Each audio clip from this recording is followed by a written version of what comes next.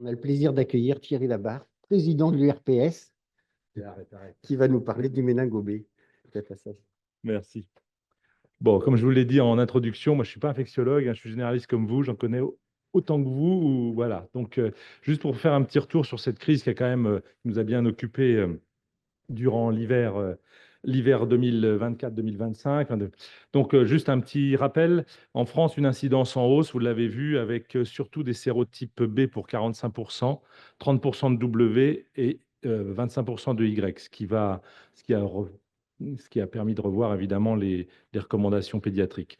Donc, du mois de novembre au mois de février 2025, 50 décès en France, avec une létalité globale de 13,7%, dont quand même près de 20% pour le W.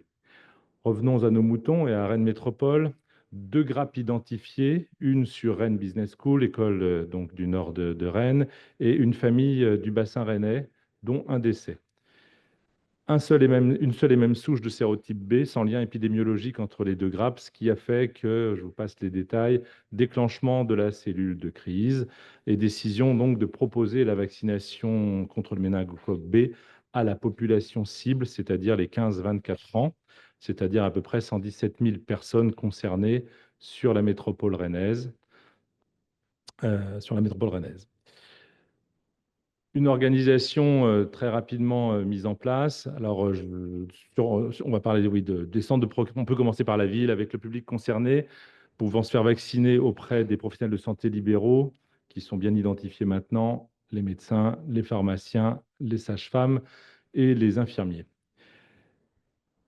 Les centres de proximité, certains d'entre vous ont peut-être répondu présent à l'appel. Donc, il y a eu les locaux de Rennes Business School avec les 4000 étudiants et les professionnels de l'école.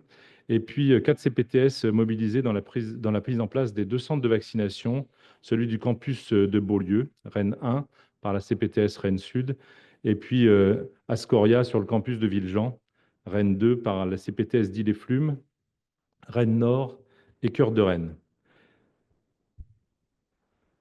Un petit rapide bilan de la campagne de vaccination à ce jour avec des chiffres, mais on n'a pas encore assez de précision sur qui a fait quoi, mais ce n'est pas le plus important. L'important, c'est évidemment les 88 499 000 injections réalisées, première et seconde dose confondues, 56 250 qui l'ont été faites en ville et 31 979 000 en centre, dont 11 000 avec un schéma de vaccination complet. Je vous passe les détails de la post-cellule de crise et de l'organisation du week-end infernal entre les journalistes déjà au courant et puis le calme et la pondération qu'il fallait garder sur le début de cette campagne et le rush sur les pharmacies des gens qui commençaient à être informés, de l'avenue du ministre le lundi à Rennes Business School pour lancer la campagne de vaccination. Et je vous fais fi aussi de tous les décrets qu'il a fallu faire passer en urgence pour le remboursement du vaccin méningocoque B qui ne l'était pas pour les 15-24 ans, la délivrance sans ordonnance qui est devenue avec ordonnance quand on ne faisait pas la pharmacie. Enfin, vous avez dû vivre aussi ça au quotidien, dans ce qui était vrai un jour, 3 jours après, ne l'était plus, avec des recadrages permanents. Et puis, ce qu'on a réussi à obtenir aussi, c'est que vous savez que la cible, c'était les jeunes Rennais, mais beaucoup rentraient le week-end aussi à Concarneau, à Brest ou à Saint-Brieuc, et de pouvoir aussi ouvrir les vaccinations dans des pharmacies et dans des cabinets médicaux ou infirmiers ou sages-femmes, d'autres départements que l'agglo rennaise, qui était vraiment extrêmement concerné et avec la seule possibilité pour l'agglo de pouvoir distribuer des vaccins. Bon, il y a eu évidemment toute une chaîne logistique pour faire venir le maximum de vaccins méningo B sur la métropole rennaise. Et on peut dire que, évidemment, les choses ont marché. Les pharmacies de ville ont vraiment été extrêmement présentes, vous l'avez vu, et puis surtout la pharmacie du CHU, parce que les centres de vaccination étaient en lien direct avec la pharmacie du CHU de Rennes, qui, elle, a fourni les vaccinations pour les vaccins pour les centres de vaccination. C'est l'occasion pour moi plutôt de parler d'organisation, c'est qu'on voit que les communautés professionnelles territoriales de santé, ou CPTS, sont des organisations quand même qui sont réactives et qui ont dans leur mission aussi la gestion de crise. Alors, gestion de crise NRBC, risque risque les crues, demain on n'a plus de téléphone, demain comment on fait quand on a une épidémie sur voilà, un secteur, un centre, les centres téléphoniques qui sont tous... Voilà, enfin ça c'est le travail aussi et de l'amusement des gestions de crise et de voir comment à un moment aussi, nous sur la santé, ce qui nous impacte, comment on continue aussi à aller à domicile, comment on peut travailler avec ces différents sujets d'épidémie. Bon. Donc, ces organisations sont agiles et adaptées à la gestion de crise sanitaire. On l'a vu avec cette réactivité immense et c'est aussi l'occasion de remercier tous les professionnels de santé qui se sont impliqués dans cette campagne. Des effecteurs rapidement mobilisables et engagés. À l'époque où on dit que beaucoup sont tâtonnes, eh bien, on voit quand même que dès qu'il y a quelque chose d'organisé, de structuré, ça permet aussi d'être réactif.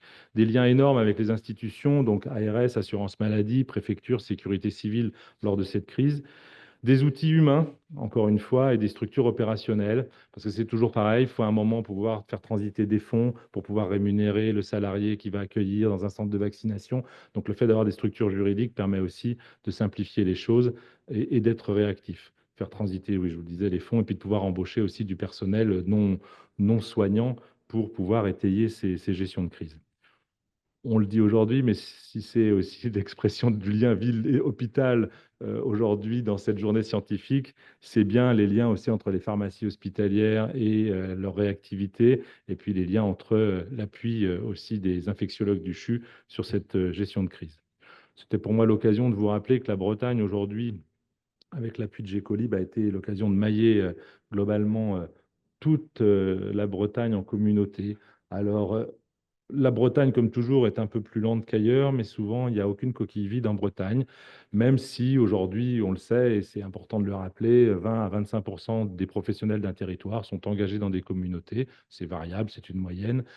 Quelles que soient les professions d'ailleurs, même si on tape souvent sur les médecins, eh bien, il y a des choses à voir, il y a des choses à faire. Je pense qu'il y a aussi de nombreux projets sur lesquels des gens vont se retrouver, de la périnatalité en passant sur de l'organisation de centres de vaccination ponctuels, des missions de santé publique. Et on voit bien que ces communautés, bah, elles commencent à vivre, elles commencent à donner aussi bah, leur réactivité sur des situations comme celle-là que je voulais mettre en valeur et remercier les CPTS là, du pays rennais.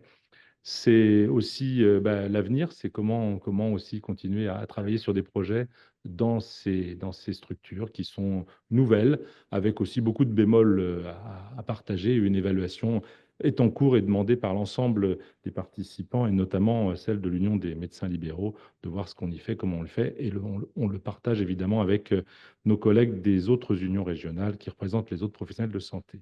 Voilà, je vous remercie.